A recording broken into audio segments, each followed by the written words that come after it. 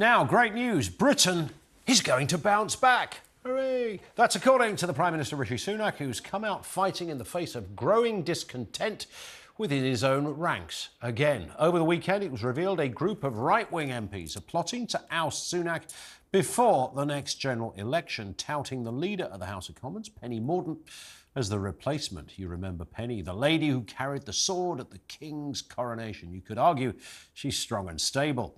In an effort to quell the mountain rebellion, Sunak has urged ministers to stick with his plan, insisting the UK's economy has turned a corner. But we really have turned a corner at the start of this year. Inflation has been more than halved, mortgage rates, energy bills falling, wages rising, consumer confidence, business confidence increasing. And because of all of that, we've been able to meaningfully start cutting taxes. Sort of. So Rishi sticks with the plan, hoping he won't be the next Conservative leader to be thrown into the fire of history. We know that at some point this year he will walk the plank, but will replacing him before the election be political suicide, or could it save the party from electoral oblivion? The polls are suggesting that nothing will work. So who is Penny Mordaunt? Well, she's the former Defence Secretary who has a reputation for talking tough at the dispatch box. Let's have a look at her here, ripping apart the SNP. We did not hire a firm at £10 million to run our testing service, which promptly furloughed its staff. The SNP did.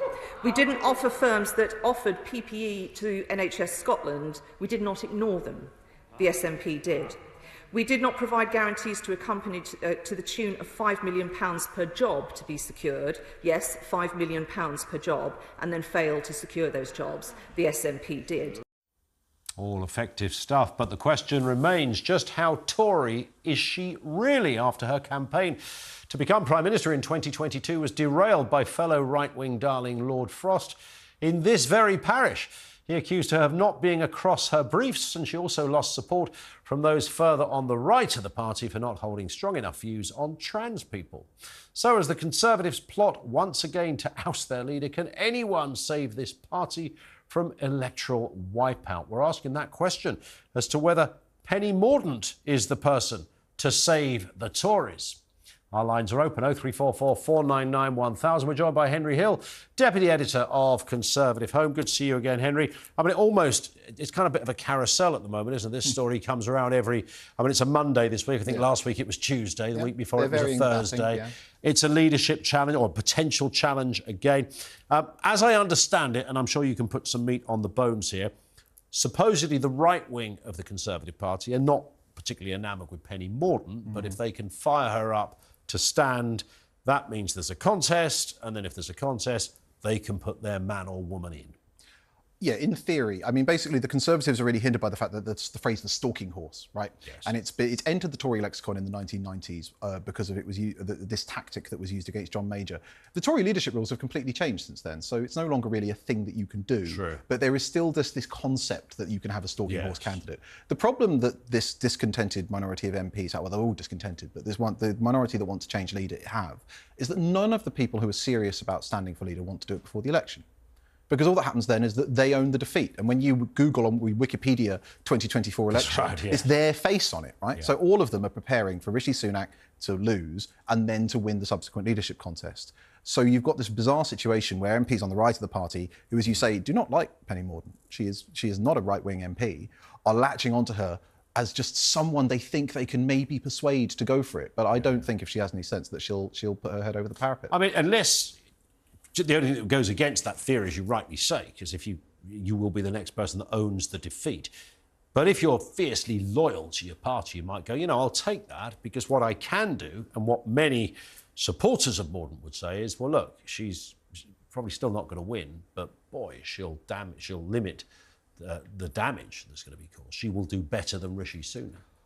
Potentially, but you have to think about the mechanism of getting her in place. She is a very effective performer, right? That's definitely true. We saw it in the SNP as her favourite target, of course. Of course. Whole backlog of those little clips. And Scotland is one of the few places the Tories might pick up seats at the election, so that's nice. But think about it, you'd have to have the huge destabilisation of the campaign of letters. Then you'd have to have enough letters go in to trigger a contest. Rishi would then have to not call an election, which he said he'll do, and he has the power to do, then you'd have a Tory leadership contest, which has been, every time we've done them recently, enormously divisive. Presumably Penny might get in unopposed, but if not, that's weeks of infighting. And then she'll come under enormous pressure from Labour to hold an immediate general election. And it will be the nth change of Tory leader since 2019, so that will be very hard to resist. So I think, in theory, if you could magically swap Penny Mordaunt out for Rishi Sunak, maybe she would make a difference, and maybe that would be a big enough difference the party would let her stay on and be leader of the opposition afterwards. But if you think about the actual mechanisms of getting there, it would be hideous. Who was it that suggested I think it was that interview in the Telegraph, wasn't it, that this process actually can be accelerated? You could do it in a week or something.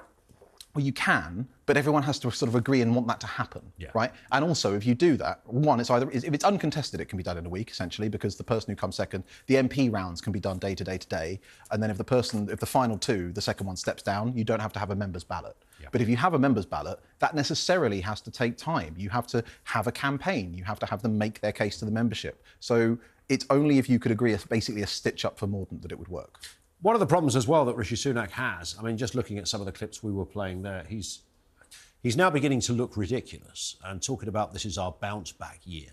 And, we're turning the corner and the taxes are coming down, and all of this stuff. And once you project that onto somebody, particularly a politician, you can't unsee it. There might be some confirmation bias going in here, but even die-hard Tories look at Rishi Sunak and go, "Oh God, not him again." There is a tipping point in public perceptions, right? When you're winning, you can actually make mistakes, you can blunder, and generally speaking, the public have a lot of give actually when the politician's winning. When that flips, everything counts against you. And he says he's cutting taxes. Actually, the tax burden's going up because of fiscal drag, right? People are actually paying more tax. And I think there's this sense of unreality about things, because even if things get better, inflation is coming down, but prices are still higher. People are still struggling with the cost of living. Energy prices are maybe coming down, but people have still been paying all of that. The hundreds of thousands of households a month who come off a fixed rate mortgage and have to renegotiate. If inflation's coming down, all the inflation that already happened is still there, right? It's not negative. So they're still locking in higher costs of living. And I think the problem for him is that if he talks too boosterishly about the economy, he looks delusional. And if he doesn't, then he invites the question of, well, you're the Prime Minister and your party's been in power for 14 years. That's the challenge of any government that's been in this long. You can't really attack the status quo without implicitly attacking your own record. Is there anything he can do? I mean, short of, I don't know, Keir Starmer messing up spectacularly. I don't know if he was caught robbing a bank in a moment of madness or something just daft. But even there, I can't imagine Rishi can pull anything out of the bag. If he promised everybody 5,000 quid and a Labrador as a freebie, it's not going to work, is it? Again, you mentioned the tipping point. It's irredeemable now. I think it's very impossible to see how they can get to win the next election. There are two different pathways you can take to try and mitigate the damage with this second fiscal event that we're expecting before an autumn election. The one is they can do a lot more interventions like the child benefit clawback that they did in this budget, right? Which is, instead of spending a lot of money, giving everyone a very small tax cut, you focus on giving some people a very big tax cut that they'll notice. And you target that so that those people actually, when they go to the ballot box, they're like, oh, okay. The second is you do something nuts, right? Like if it's October and you're going to the country in November, sod the OBR. Index-linked tax thresholds. Do something that will completely hijack the election.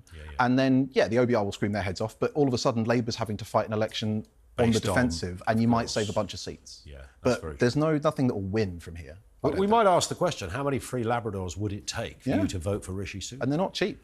Well, they're not cheap, but then you get into the sort of pragmatics of it. I mean, more than two would be a mess, frankly, wouldn't it? Unless you've got a lot of space. Then you've got a whole pack, right?